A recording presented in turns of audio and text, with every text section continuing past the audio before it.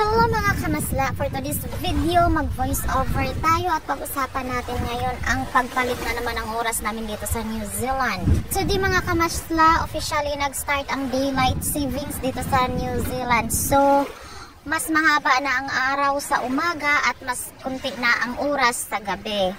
Kaya ganito, nakapaglakad-lakad kami kahit 6 PM na ng gabi, 6:30 na, 6:30 na ngayon ng gabi, pero kitang-kita nyo naman mga masla, may araw pa, tirik na tirik pa ang araw.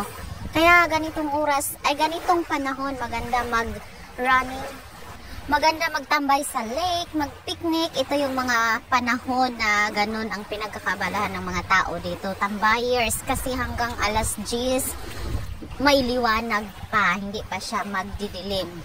Pero kung sanay ka na matagal bumangon sa kama, ito naman yung paglalabanan mo ngayon mga kamasla, kay masayo na jud ka og mata, kay imbis imong mata sa una alas 7, instead na alas 7 yung bangon mo ngayon, yung alas 7 nga na yon, nagiging alas 6 na ngayon. Parang ganun, kasi mas mabilis mag-umaga. Sabi nga nila, mabawasan na ng 1 oras ang iyong tulog. Pero okay lang, bawing-bawi ka naman sa gabi.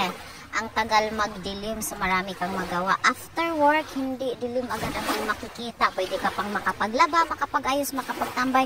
Kaya nang ginagawa namin ngayon. Ganitong season sa New Zealand, ang pinaka-the best na i-enjoy talaga mga kamasla. Dito mo talaga masabi na napaka-balance ng trabaho at ng life mo. Kasi after work, ang haba pa ng oras para makapagpahinga ka.